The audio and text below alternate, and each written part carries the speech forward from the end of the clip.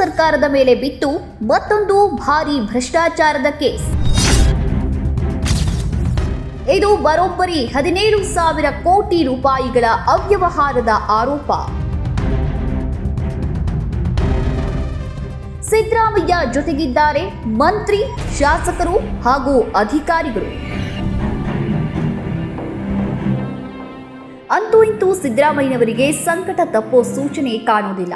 ಅದ್ಯಾವಾಗ ಪಟ್ಟು ಹಿಡಿದು 2ನೇ ಸಲ ಸಿಎಂ ಆದ್ರೂ ಅಲ್ಲಿಂದಾಚೆಗೆ ಸಿದ್ದಣ್ಣ ನೆಮ್ಮದಿಯಿಂದ ಮಲಗೇ ಇಲ್ಲ ಅನ್ಸುತ್ತೆ. ತಾನು ಅಹಂಕಾರಿ ಆಗಿರಬಹುದು, ಆದ್ರೆ ಭ್ರಷ್ಟಾಚಾರಿ ಅಲ್ಲ ಅಂತ ಮೆರೀತಿದ್ದ ಸಿದ್ದರಾಮಯ್ಯನವರಿಗೆ ವಾಲ್ಮೀಕಿ ನಿಗಮ ಹಾಗೂ ಮೂಡಾ ಅನ್ನೋ ಬರೆಗಳು ಯಾವ ರೀತಿ ಬಿದ್ದಿವೆ ಅಂದ್ರೆ ಇನ್ನೂ ಅವುಗಳ ಗಾಯ ಮಾಸಿಲ್ಲ. ಗಾಯ ಮಾಸಿದ್ರೂ ಗಾಯದ ಕಲೆಯಂತೂ ಅಳಿಸಿ ಹೋಗೋ ಸಾಧ್ಯತೆ ಇಲ್ವೇ ಇಲ್ಲ.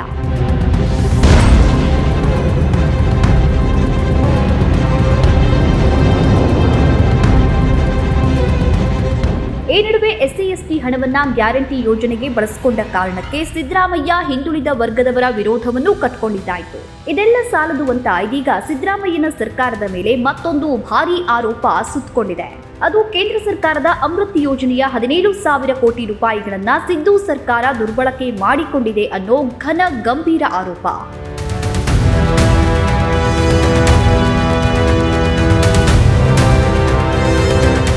ಸಾಮಾಜಿಕ ಹೋರಾಟಗಾರ ಹಾಗೂ ಬಿಜೆಪಿ ಮುಖಂಡ ಎನ್ಆರ್ ರಮೇಶ್ ಇದಕ್ಕೆ ಸಂಬಂಧಿಸಿದ ದಾಖಲೆಗಳ ಜೊತೆಗೆ ಲೋಕಾಯುಕ್ತ ಹಾಗೂ ಇಡಿಯಲ್ಲಿ ಕ್ರಿಮಿನಲ್ ಕೇಸ್ ಕೂಡ ದಾಖಲಿಸಿದ್ದಾರೆ. ದೂರಿನಲ್ಲಿ ಸಿದ್ದರಾಮಯ್ಯನ ಜೊತೆಗೆ ಸಚಿವ ಭೈರತಿ ಸುರೇಶ್, ರಹೀಂ ಖಾನ್, ವಿನಯ್ ಕುಲಕರ್ಣಿ ಹೆಸರುಗಳೂ ಇವೆ ಅನ್ನೋದು ವಿಶೇಷ.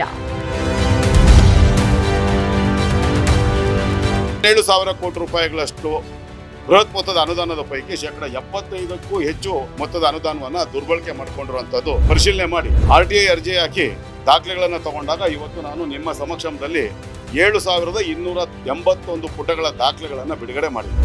ನಗರಾಭಿವೃದ್ಧಿ ಸಚಿವರಾಗಿರ್ತಕ್ಕಂಥ ಭೈರತಿ ಸುರೇಶ್ ಅವರು, ಪೌರಾಡಳಿತ ಇಲಾಖೆ ಸಚಿವರಾಗಿರ್ತಕ್ಕಂಥ ರಹೀಂ ಖಾನ್ ಅವರು, ನಗರ ಅಭಿವೃದ್ಧಿ ಇಲಾಖೆ ಅಧೀನಕ್ಕೆ ಒಳಪಟ್ಟಿರ್ತಕ್ಕಂಥ ಕರ್ನಾಟಕ ನಗರ ನೀರು ಸರಬರಾಜು ಮತ್ತು ಒಳಚರಂಡಿ ಮಂಡಳಿಯ ಅಧ್ಯಕ್ಷರಾಗಿರ್ತಕ್ಕಂಥ ಶಾಸಕ ವಿನಯ್ ಕುಲಕರ್ಣಿ ಅವರು 15%ಕ್ಕೂ ಹೆಚ್ಚು ಮೊತ್ತವನ್ನ ಕಮಿಷನ್ ರೂಪದಲ್ಲಿ ಪೂರ್ವ ನಿಗದಿತ ಗುತ್ತಿಗೆದಾರರಿಂದ ಪಡೆದು, ಇವರ ಜೊತೆಗೆ ಒಳಚರಂಡಿ ಮಂಡಳಿ ಚೀಫ್ ಇಂಜಿನಿಯರ್ಗಳಾದಂತಹ ಚಂದ್ರಪ್ಪ, ಮುದ್ದುರಾಜಣ್ಣ, ಪೌರಾಡಳಿತ ಇಲಾಖೆಯ ಪ್ರಭುಲಿಂಗ ಕಾವಲಿಕಟ್ಟಿ ಅನ್ನೋ ಅಧಿಕಾರಿಗಳ ಹೆಸರು ದಾಖಲಾಗಿದೆ.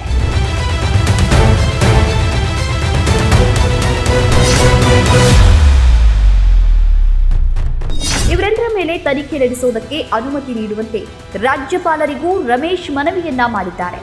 ಈ ವಿಷಯವನ್ನ ಪ್ರಧಾನಮಂತ್ರಿ ಮೋದಿ ಹಾಗೂ ಕೇಂದ್ರ ವಸತಿ ಸಚಿವರಾದಂತಹ ಮನೋಹರ್ ಲಾಲ್ ಖಟ್ಟರ್ ಅವರ ಗಮನಕ್ಕೂ ತರಲಾಗಿದ್ದು ಸಿದ್ದರಾಮಯ್ಯ ಮತ್ತೊಂದು ಸಂಕಷ್ಟಕ್ಕೆ ಸಿಕ್ಕಿಬಿದ್ದಂತಾಗಿದೆ.